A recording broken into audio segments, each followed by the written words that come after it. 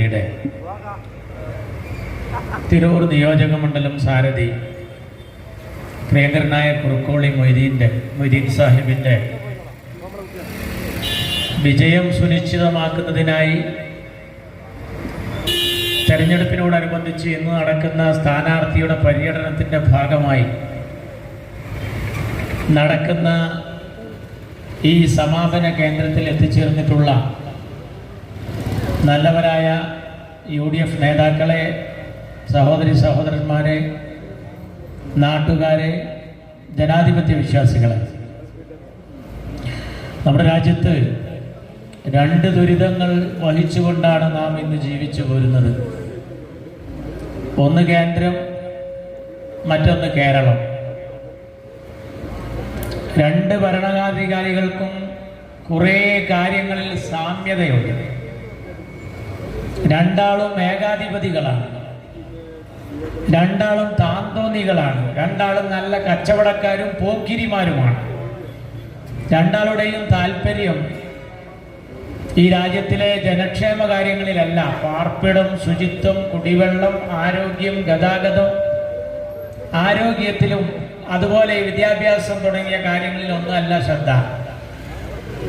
കേന്ദ്രം ഭരിക്കുന്ന നരേന്ദ്രമോദിക്ക് ശ്രദ്ധ മന്ദിർ, മസ്ജിദ്, ഹിജാബ്, മുത്തലാഖ് ഇത്തരം കാര്യങ്ങളിലാണ്. എന്നാൽ ഇവിടുത്തെ ഭരണാധികാരിയുടെ താല്പര്യം കാഫിർ, ശബരിമല, അതുപോലെ ഈ കേരള സംസ്ഥാനത്തെ വഖഫ്, ഇത്തരം കാര്യങ്ങളിലാണ് ഇവിടുത്തെ ഭരണാധികാരിക്ക് താല്പര്യം. രണ്ട് ദുരിതങ്ങൾ വഹിക്കുന്ന നമുക്ക് ഒരു ദുരിതം താഴെ ഇറക്കാൻ കിട്ടിയ ഒരു സുവർണ അവസരമാണ് ഈ നിയമസഭാ തെരഞ്ഞെടുപ്പിലൂടെ കേരളത്തിൽ സംജാതമായിട്ടുള്ളത്.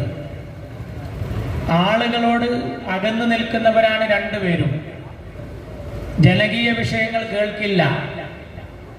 പത്രസമ്മേളനം നടത്തുമ്പോൾ ആളുകൾക്ക് ബേജാറാണ്.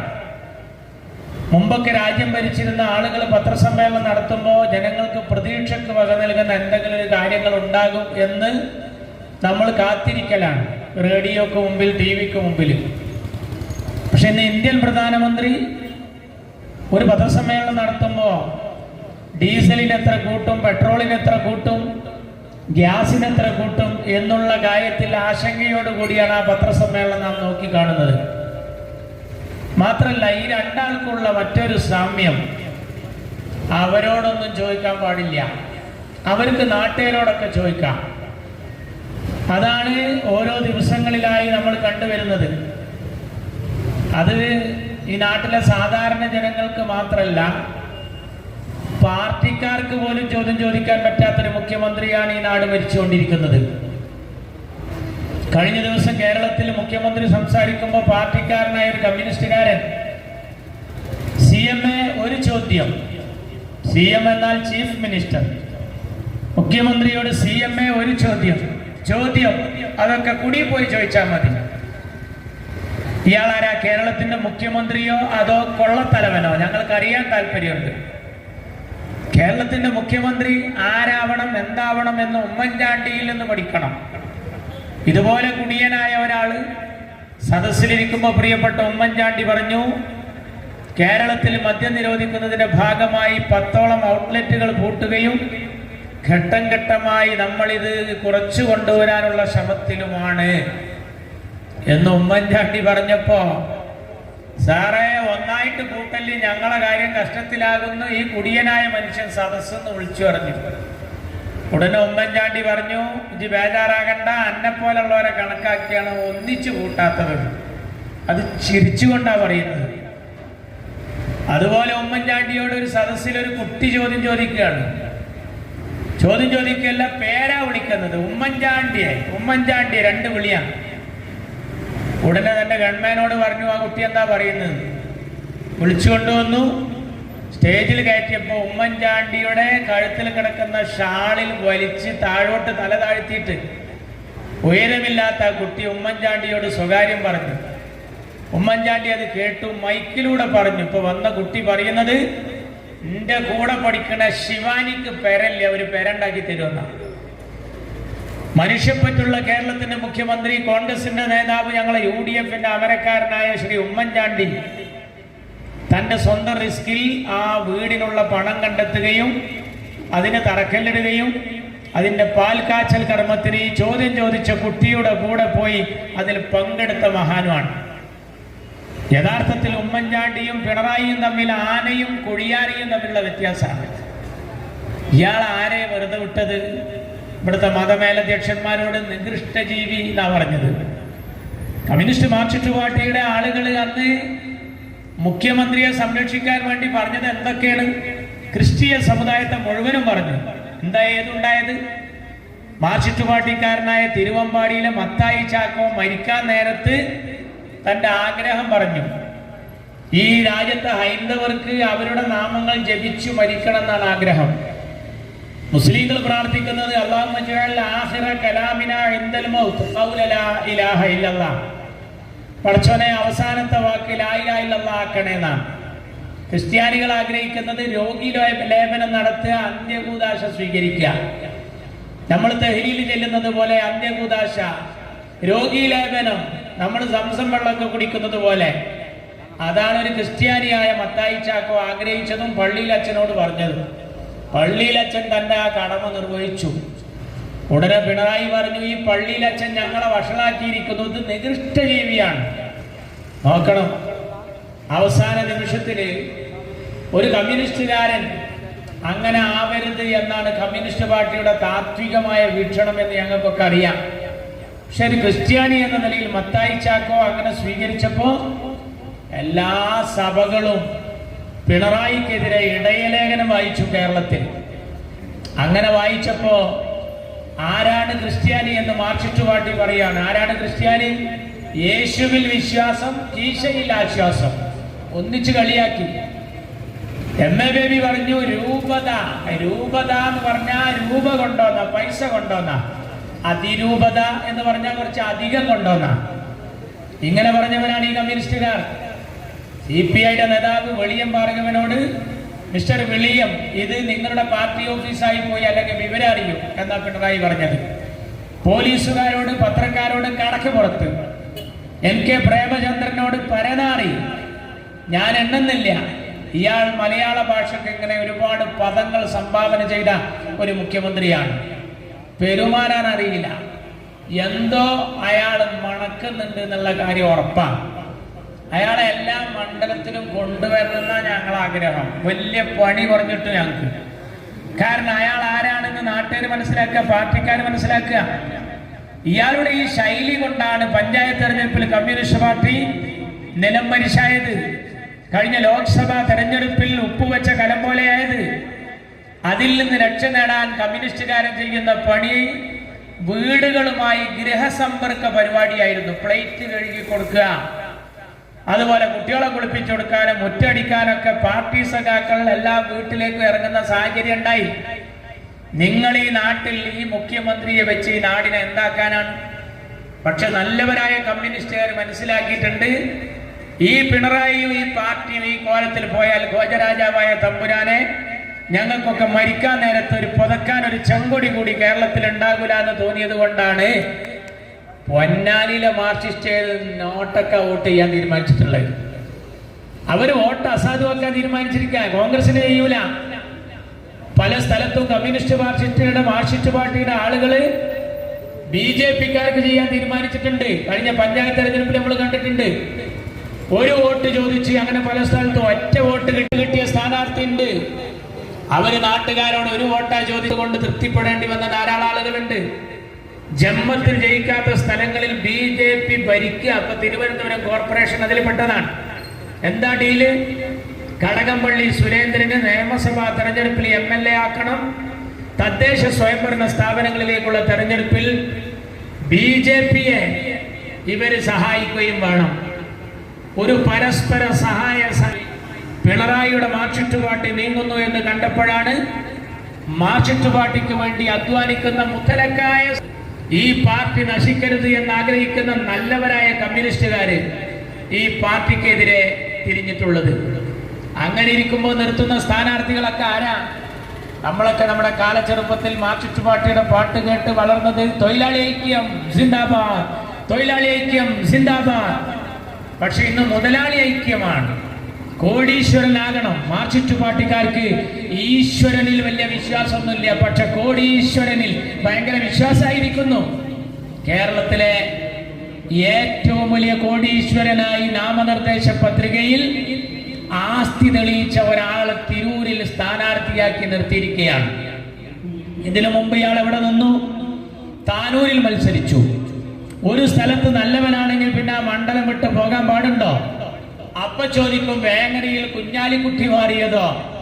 കുഞ്ഞാലിക്കുട്ടി സാഹിബ് വേങ്ങരയിൽ നല്ല ലീഡിന് ജയിക്കുകയും അവിടെ വികസന കാര്യങ്ങളിൽ ശ്രദ്ധേയനാവുകയും ആ നാടിൽ ജനകീയ വിഷയങ്ങളിലൊക്കെ അവരുടെ പ്രശംസ പിടിച്ചു പറ്റുന്ന രീതിയിൽ നല്ല പ്രവർത്തനം കാഴ്ചവെക്കുകയും ചെയ്തപ്പോ ഈ നാട്ടിൽ ചില അന്ധമായ ലീഗ് വിരുദ്ധരായ ആളുകൾ പറഞ്ഞു, കുഞ്ഞാലിക്കുട്ടിയുടെ നീക്കം ഈ കേരളത്തിൽ ഷാജിയെ പോലത്തെ ആളുകളെ ഒതുക്കാനാണ് എന്ന് ശ്രുതി പരക്കുന്ന സമയത്ത് നിങ്ങൾ അറിയണം, ഈ കേരള സംസ്ഥാനത്തെ രാഷ്ട്രീയക്കാരിലെ മുടിചൂട മണ്ണനായ പാണ്ടിക്കടവത്ത് കുഞ്ഞാലിക്കുട്ടി തന്റെ തറവാടും പത്തായവും താക്കോലും അങ്ങനെ കൊടുത്തേൽപ്പിച്ചുകൊണ്ട് മുസ്ലിം ലീഗിന്റെ പൊന്നാപുരം കോട്ടയിൽ തന്നെ എന്ത് സംശയത്തിലാണോ ഈ ആളുകൾ ചോദ്യം ചോദിച്ചത്, അവിടെ കൊണ്ടുവന്ന് ക്ഷയം ഷാജിയെ നിർത്തുകയാണ്.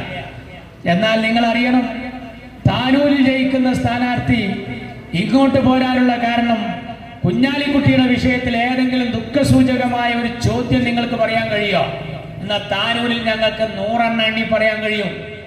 22 ജനാസ, 22 ആംബുലൻസുകളിൽ വന്ന തൂവൽ തീരത്തെ ബോട്ടപകടത്തിന്റെ പ്രേതങ്ങൾ, അവരുടെ ആത്മാക്കൾ ഈ അബ്ദുറഹിമാനെ വേട്ടയാടും എന്നുള്ളത് കൊണ്ടാണ് അവിടെ നിന്ന് പോരാനുള്ള ഒരു കാരണം.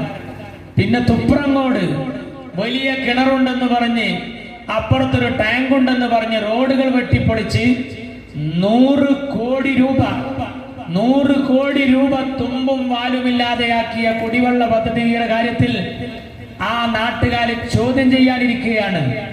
മാത്രല്ല, ഈ കേരളത്തിലെ മലയാള സർവകലാശാലയുടെ പേരിൽ തിരൂർ പരിസരങ്ങളിൽ ചതുപ്പ് നിലയങ്ങളെ ഈ കോലത്തിൽ തുച്ഛമായ വിലക്കെടുത്ത് കഴിഞ്ഞ മുനിസിപ്പൽ സ്ഥാനാർത്ഥി, കഴിഞ്ഞ നിയമസഭാ സ്ഥാനാർത്ഥി ലില്ലീസും ഇയാളും കൂടി തന്റെ സഹോദരന്മാരോടൊത്ത് ചെയ്ത കള്ളക്കച്ചവടത്തിൽ താനൂർ നിയോജക മണ്ഡലത്തിലെ ഏരിയ ഭാരവാഹിയായ സഖാവ് വിജയനോടക്കമുള്ള ഇവരുടെ അഭിപ്രായ വ്യത്യാസങ്ങളും കൂടി ചേർത്തി വന്നപ്പോ താനൂരിൽ പിണറായി വിജയൻ പ്രഖ്യാപിക്കുന്ന അബ്ദുറഹിമാൻ നേരെ തിരൂരിലേക്ക് വരികയാണ്. തിരൂരിൽ എന്താ അബ്ദുറഹിമാന്റെ പ്രതീക്ഷ? ജനാധിപത്യമല്ല, പണാധിപത്യം. ആളുകളെ വില കൊടുത്തു വാങ്ങി ജയിപ്പിക്കാൻ എന്തും ചെയ്യാം എന്ന നീക്കാണ്. ഈ അബ്ദുറഹിമാൻ കേവലം താനൂരിലെ MLA മാത്രല്ല, കേരളത്തിന്റെ ഒരു മന്ത്രി കൂടിയായിരുന്നു. കേരളത്തിന്റെ മന്ത്രി കൂടിയായ അബ്ദുറഹിമാൻ കൈകാര്യം ചെയ്ത വകുപ്പ് ഏതൊക്കെ? ഒന്ന് വഖഫാണ്, മറ്റൊന്ന് ന്യൂനപക്ഷ ക്ഷേമാണ്, മറ്റൊന്ന് ഹജ്ജാണ്, മറ്റൊന്നെന്താ സ്പോർട്സ് ആണ്. ഞാൻ ചോദിക്കട്ടെ, ഏത് വകുപ്പിലാണ് അബ്ദുറഹിമാൻ തിളങ്ങിയത്? ഞാൻ എൻ്റെ കയ്യിലുള്ള ഈ സുപ്രഭാതം പത്രത്തിന്റെ കോപ്പി എടുത്ത് ഈ തിരൂർ മണ്ഡലത്തിലെ നല്ലവരായ ജനങ്ങളോട് ചോദിക്കുകയാണ്. കേരള സംസ്ഥാനത്ത് മൈനോറിറ്റി വകുപ്പ് കൈകാര്യം ചെയ്തിരുന്ന കാലം പല മന്ത്രിമാരുണ്ടായിരുന്നു. കഴിഞ്ഞ UDF മന്ത്രിസഭയിലെ മന്ത്രി മഞ്ഞളാംകുഴി അലിയായിരുന്നു. ന്യൂനപക്ഷ ക്ഷേമത്തിൽ മൈനോറിറ്റി ഡിപ്പാർട്ട്മെന്റിൽ ഇന്ത്യ രാജ്യത്തെ ഏറ്റവും നല്ല മൈനോറിറ്റി ഡിപ്പാർട്ട്മെന്റ് മഞ്ഞളാംകുഴിയുടെ ന്യൂനപക്ഷ ക്ഷേമ വകുപ്പാണെന്ന് പറഞ്ഞ് 3 തവണയാണ് കേന്ദ്രത്തിന്റെ അവാർഡ് കേരളത്തിന് കിട്ടിയത്. എന്നാൽ ഇപ്പോഴത്തെ സ്ഥിതി എന്താണെന്നറിയോ? സുപ്രഭാതത്തിന്റെ ഈ പേജിലെ 1ാമത്തെ വാർത്ത, ന്യൂനപക്ഷ സ്കോളർഷിപ്പ് തുക 50% വെട്ടി. 50% വെട്ടി. എന്നിട്ട് ആ പത്രം എഴുതിയിരിക്കുന്നു, സർക്കാരിന്റെ ന്യൂനപക്ഷ സ്കോളർഷിപ്പ് അനുവദിച്ച തുക ചെലവഴിക്കാതെ തടഞ്ഞു വെച്ചതിൽ ആരോപണമുയരുന്ന മന്ത്രി അബ്ദുറഹിമാൻ ചോദ്യത്തിന് ഉത്തരം തരുന്നില്ല, മിണ്ടാട്ടമില്ല. ഇത് ഞാൻ മാത്രം പറയുകയല്ല, മാത്രമല്ല നിങ്ങൾ പഠിക്കണം. സംസ്ഥാനത്തെ ന്യൂനപക്ഷ വകുപ്പിൽ ഇയാൾ ചെയ്തു കൂട്ടിയ പേക്കൂത്തുകൾ അതിൽ നിന്ന് അവസാനിക്കുന്നില്ല. ഈ നാട്ടിലെ ജനങ്ങൾക്ക് ഒരുപാട് ചോദ്യങ്ങൾ സമ്മാനിച്ചുകൊണ്ടാണ് മന്ത്രി അബ്ദുറഹിമാൻ ഇപ്പോൾ വോട്ട് തേടിക്കൊണ്ടിരിക്കുന്നത്. എണ്ണി പറയാം, ന്യൂനപക്ഷക്കാരായ ക്രിസ്ത്യൻ മുസ്ലിം കുടുംബത്തിലെ വിധവകളായ സ്ത്രീകൾക്ക് വീട് റിപ്പയറിന് 50,000 രൂപ കൊടുക്കാറുണ്ട്. 2 ഗഡുവാണ്, ഒന്ന് 25, മറ്റൊന്ന് 25. അത് കേരള സംസ്ഥാനത്ത് മുഴുവനും നഷ്ടപ്പെട്ടു ഈ ചൊവ്വാഴ്ചയോടുകൂടി. ഈ ചൊവ്വാഴ്ചയായിരുന്നു കലക്ടർക്ക് അപേക്ഷ കൊടുക്കാനുള്ള ലാസ്റ്റ് ആൻഡ് ഫൈനൽ ഡേ. എന്താണ്ടായത്? അപേക്ഷ ക്ഷണിച്ചില്ല, നാട്ടുകാരോട് പറഞ്ഞില്ല, അത് നഷ്ടായി. APJ അബ്ദുൽ കലാം സ്കോളർഷിപ്പ്, പോളിടെക്നിക്കിൽ ജോലി ചെയ്യുന്ന ഒരു വിനീതനാണ്. നിങ്ങൾക്കറിയാം, ഈ നമ്മുടെ നാട്ടിൽ പഠിക്കുന്ന കുട്ടികൾക്ക് ഒരു സ്കോളർഷിപ്പ് ഉണ്ടായിരുന്നു പഠിക്കാൻ. കേരള സംസ്ഥാനത്ത് 10-12 കൊല്ലായി ആ സ്കോളർഷിപ്പ് ഉപ്പുവെച്ച കലം പോലെയാണ്. നിങ്ങൾ അറിയണം, വകയിരുത്തിയ പൈസയിൽ 1 രൂപ പോലും ചെലവാക്കിയില്ല എന്ന് കുറുക്കോളിയും ആബിദ് ഹുസൈൻ തങ്ങളും നജീബ് കാന്തപുരവും കേരളത്തിന്റെ നിയമസഭയിൽ ചോദിച്ചപ്പോ അബ്ദുറഹിമാൻ തന്നെ കൊടുത്ത മറുപടിയായിരുന്നു APJ അബ്ദുൽ കലാം സ്കോളർഷിപ്പ് തുമ്പില്ലാതെയായി. PG വിദ്യാർത്ഥികൾ, നമ്മുടെ നാട്ടിൽ ഡിഗ്രി കഴിഞ്ഞ് PGക്ക് പഠിക്കുന്ന കുട്ടികൾക്ക് 8 കോടിയാണ് ഒരു വർഷം വകയിരുത്തുന്ന തുക. പേര് ജോസഫ് മുണ്ടശ്ശേരി സ്കോളർഷിപ്പ്. വിവരാവകാശത്തിലൂടെ ചോദിച്ചപ്പോ 1 ഉറുപ്പ്യ ചെലവാക്കാൻ പറ്റിയിട്ടില്ല. അപേക്ഷകരില്ലായിട്ടാണോ? മന്ത്രിക്ക് നേരല്ല. മന്ത്രി മെസ്സിനെ തേടിപ്പോയതായിരുന്നു. എന്നാ അത് നടന്നോ? നിങ്ങൾ ആലോചിക്കണം. ഈ നാട്ടിൽ അവരുണ്ടാക്കിയ നിലപാടുകൾ കായിക രംഗത്ത് കഴിഞ്ഞ ദിവസത്തെ ഒരു പത്രം എഴുതുകയാണ്. എന്താ എഴുതിയത്? സ്വന്തം സ്ഥലം കായിക വകുപ്പ് നിർമ്മിക്കാൻ വേണ്ടി വിട്ടുകൊടുത്ത കേരള ഒളിമ്പിക്സ് അസോസിയേഷന് നിർദ്ദിഷ്ട കെട്ടിടത്തിന്റെ വാഗ്ദാനം ചെയ്തിരുന്ന ഓഫീസ് സൗകര്യം നിഷേധിച്ചതിനെതിരെ ഒളിമ്പ്യന്മാരടക്കമുള്ള കായിക താരങ്ങളുടെ നേതൃത്വത്തിൽ ഇന്ന് ഒളിമ്പിക്സ് അസോസിയേഷൻ പ്രതിഷേധ റാലിയും ധർണയും സംഘടിപ്പിക്കും. ഇന്ന് കേരളത്തിൽ മുഖ്യമന്ത്രിയും കായിക മന്ത്രിയും ഒത്തുകളിച്ചുകൊണ്ട് നടത്തിയ ഈ കൊടും ചതിക്കെതിരെ കേരളത്തിലെ കായിക താരങ്ങൾ ഉണർന്നു പ്രവർത്തിക്കണം. അപ്പൊ സ്പോർട്സ് വകുപ്പ് വട്ടപൂജ്യം. ന്യൂനപക്ഷ ക്ഷേമത്തിൽ ഞാൻ പറഞ്ഞല്ലോ, തീർന്നില്ല.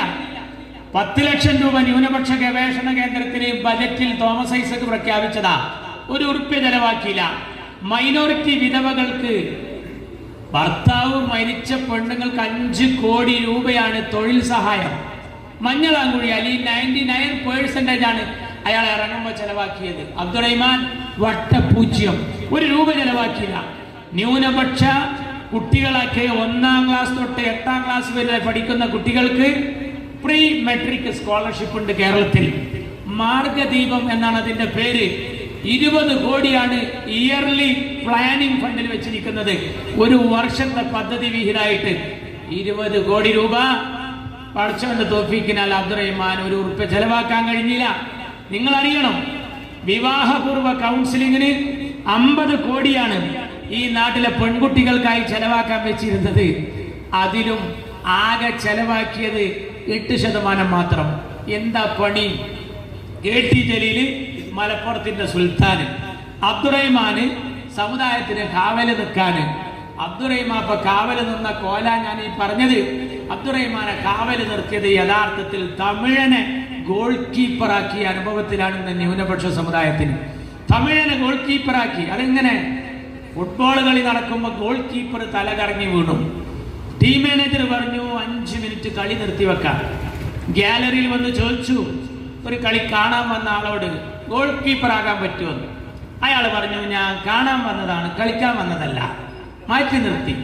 ഒരു ഗോളിയെ കിട്ടാൻ ടീം മാനേജർ സൈക്കിൾ എടുത്ത് മാർക്കറ്റിലൂടെ കറങ്ങിയപ്പോഴാണ് തമിഴ്നാട് ലോറിയിൽ നിന്ന് ചേനട്ട് കൊടുക്കുമ്പോ ചാടി പിടിക്കുന്ന അണ്ണനെ കണ്ടത്. അവനോട് ചോദിച്ചു, എനിക്ക് ഗോളിയാവാൻ പറ്റുമോ? ഓൻ പറഞ്ഞു, ഇത് ഇറക്കി കഴിയട്ടെ, ഇതുപോലെ ചെയ്യാം. അങ്ങനെ കൊടുന്ന് അയാളെ പോസ്റ്റിൽ നിർത്തി. മക്കളെ, അപ്പുറത്തെ പോസ്റ്റിൽ നിന്ന് സ്റ്റോപ്പർ അടിച്ച് ഉയർന്നു വരുന്ന പന്ത് ചേന വരുന്നത് പോലെ കണ്ട് ചാടി പിടിച്ചു ഈ ഗോൾ കീപ്പർ. എന്നിട്ട് ഈ ലോറി കിടന്ന പോലെ പോസ്റ്റിൽ കൊണ്ടിട്ട് അതോടുകൂടി ആ കളി കഴിഞ്ഞാണ്. ഇതേ അവസ്ഥയിലാണ് അബ്ദുറഹിമാനെ ന്യൂനപക്ഷ ക്ഷേമ വകുപ്പ് കൈകാര്യം ചെയ്യാൻ വേണ്ടി വെച്ചപ്പോ കേരളത്തിന് സംഭവിച്ചത് എന്ന് നല്ലവരായ നാട്ടുകാർ മനസ്സിലാക്കണം. ഇന്ത്യൻ നാഷണൽ കോൺഗ്രസിൽ നിന്ന് പോയി സ്വതന്ത്രനായി നിന്ന് ഇന്ന് അരിവാളിലെത്തി ഇവിടെ ഈ രാജ്യത്തെ ജനങ്ങളുടെ മുമ്പാകെ രാഷ്ട്രീയപരമായി തന്റെ ഗതകാലത്തെ മന്ത്രിസ്ഥാനത്തും MLA സ്ഥാനത്തും ഇരുന്ന കാര്യങ്ങളൊന്ന് റിവ്യൂ ചെയ്യാതെ, അതിനെക്കുറിച്ചൊരു സ്ക്രൂട്ടിനിങ് നടത്താതെ, ഒരു പരിശോധന നടത്താതെ തികഞ്ഞ പരാജയത്തിൽ കലാശിച്ചുകൊണ്ട് ഈ നാടിനെ മുച്ചൂട് നശിപ്പിച്ച ഈ മന്ത്രി കഴിഞ്ഞ കൊല്ലമാണ് ഇതൊക്കെ ചെയ്തത് എന്ന് കുർക്കോളിയുടെ ആബിദ് ഹുസൈൻ തങ്ങളെ നജീബ് കാന്തപുരത്തിന്റെ ചോദ്യത്തില് അന്ന് കൊടുത്ത മറുപടിയാണ് ഞാൻ വായിച്ചത്. അത് കഴിഞ്ഞ കൊല്ലം. ഈ കൊല്ലം റമദാൻ മാസത്തിലെ ഈ 4-ാം തീയതി മാർച്ച് മാസം ഇറങ്ങിയ സുപ്രഭാതം, ഇതിലെ 2 പേജ് മുഴുവൻ എന്താണ്? അട്ടിമറിക്കപ്പെട്ട സച്ചാർ കമ്മിറ്റി ശുപാർശകൾ. കേരള സംസ്ഥാനത്തിന് മൻമോഹൻ സിംഗ് കനിഞ്ഞരളിയ ന്യൂനപക്ഷ ക്ഷേമവുമായി ബന്ധപ്പെട്ട എല്ലാ കാര്യങ്ങളും 1 രൂപ പോലും ചെലവാക്കാതെ ന്യൂനപക്ഷ പദ്ധതി. ഞാൻ ചോദിക്കട്ടെ, പലതിലും നിങ്ങൾക്ക് ഫണ്ടില്ല എന്നാ പറയാ, പക്ഷെ ഫണ്ട് ഉണ്ടായിട്ടും ചെലവാക്കാതെ പോയതേതാ? ഇതേ ഒരു വകുപ്പാണ്. ഈ വകുപ്പിലാണ് ഈ കാര്യങ്ങളൊക്കെ നടന്നത്. KT ജലീൽ അപ്പുറത്ത് പറയുന്നത് ഇപ്പുറത്ത് ഇയാൾ പറയുന്നതൊക്കെ ഒരുപോലെയാണ്. എങ്ങനെങ്കിലും ജയിക്കുക, അതിലപ്പുറം വേറൊന്നുമില്ല. ഇവിടെ കേരളത്തിൽ കമ്മ്യൂണിസ്റ്റ് മാർക്സിസ്റ്റ് പാർട്ടി കളിക്കുന്ന കളി നമ്മൾ കാണണം. എല്ലാ മണ്ഡലങ്ങളിലും അവർ വളരെ ആസൂത്രിതമായി എങ്ങനെയെങ്കിലും ജയിക്കുന്നതിന് വേണ്ടിയും 10 സീറ്റുകളിൽ BJPക്ക് സ്ഥാനാർത്ഥികൾക്ക് വിജയമുണ്ടാക്കുന്നതിന് വേണ്ടിയും വളരെ തന്ത്രപരമായിട്ടുള്ള നടപടിക്രമങ്ങളാണ് ഈ രാജ്യത്ത് നടത്തിക്കൊണ്ടിരിക്കുന്നത്.